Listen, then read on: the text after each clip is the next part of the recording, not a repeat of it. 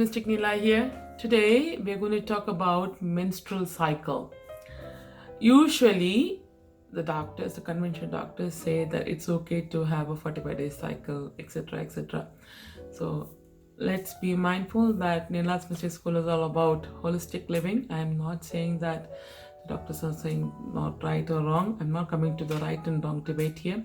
But today we will be discussing about the menstrual cycle and how does your body, mind, soul integrates together for the menstrual cycle, right?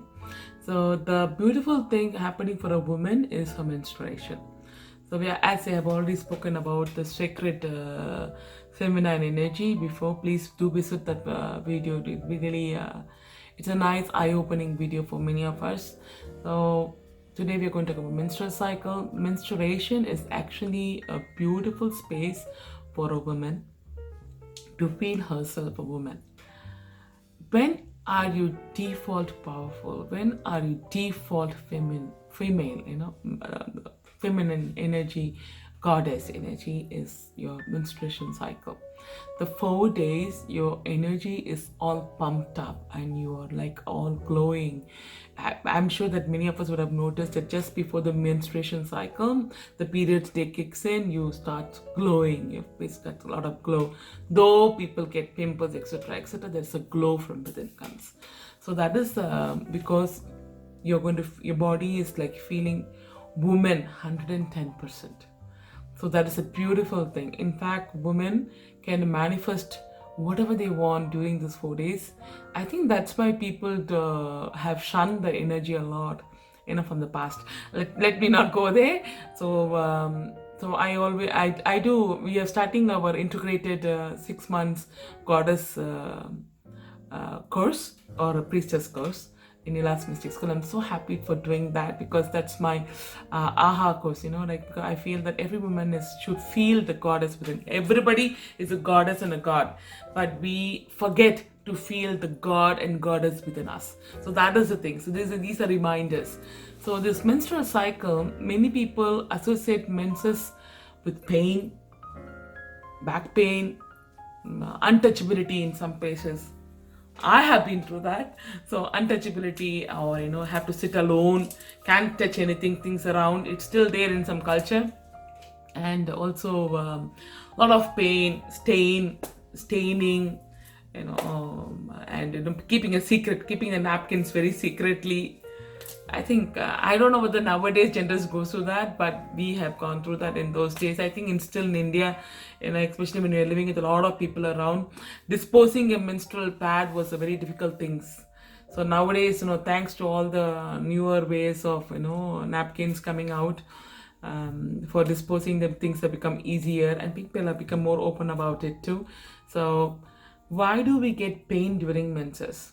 We get pain during menses because lack of exercise, lack of drinking water. Like if you're not drinking water properly, lack of exercise is a very big thing. Not drinking water properly, and you're having not eating healthy foods. What is healthy food? Healthy food doesn't mean rich food. Healthy food means eating like vegetables, more of fiber vegetables, and rice is very important, especially for women. Younger age, rice is very important.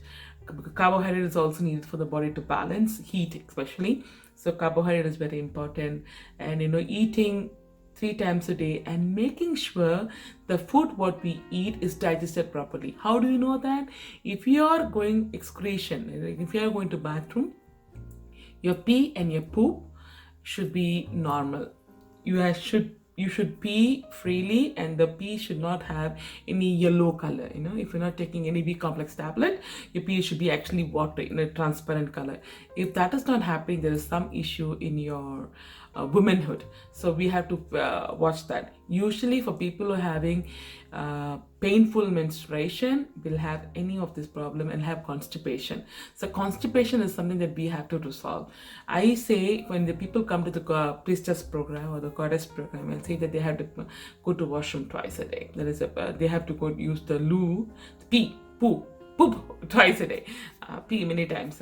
So we have to change our lifestyle. So all the mothers there who have got young children, young girls, teach them to eat healthy, telling them the benefits of why they should eat. Just don't tell them eat this, eat this, eat this. Tell them why they should eat. Tell them what they will benefit of eating that.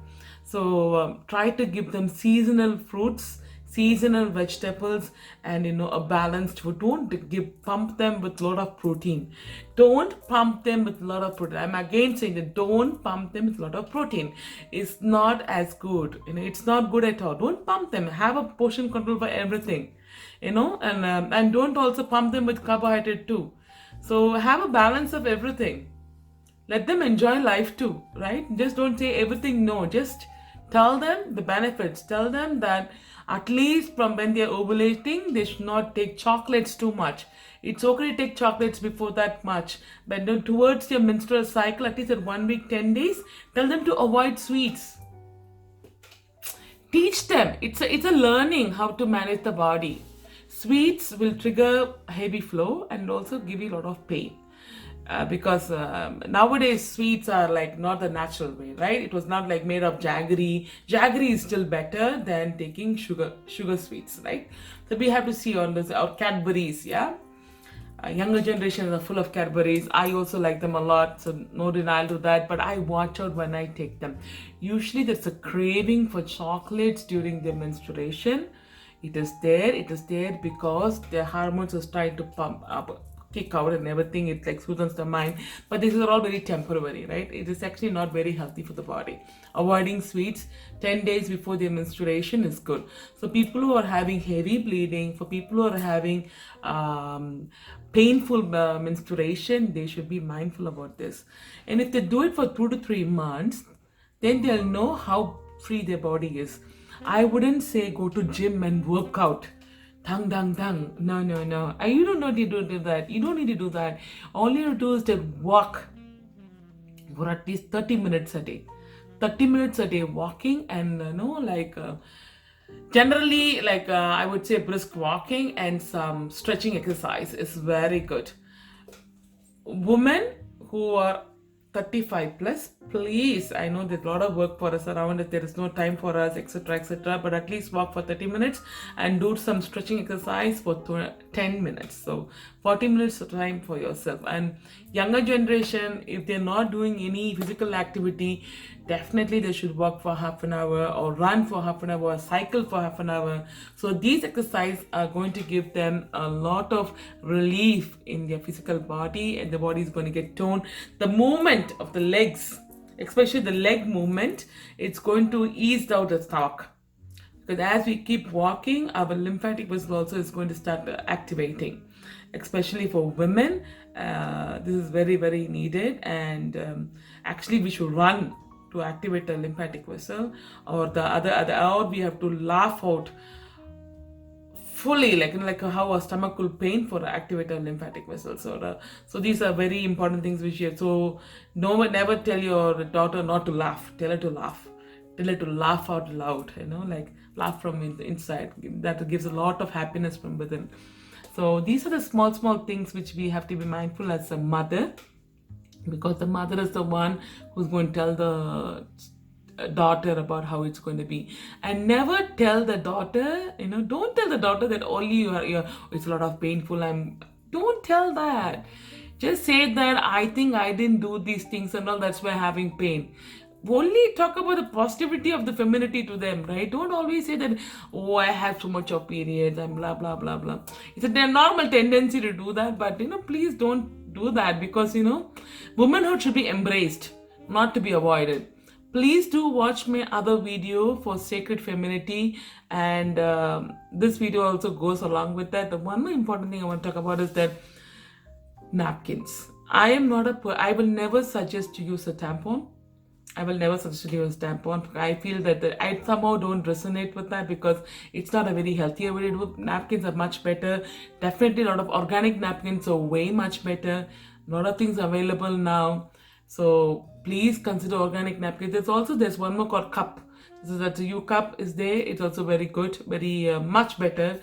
And for younger children, I think U cup will not be advisable, because it's the canal is not opened, So for them, go for napkins, like organic napkins, or make your napkin at home.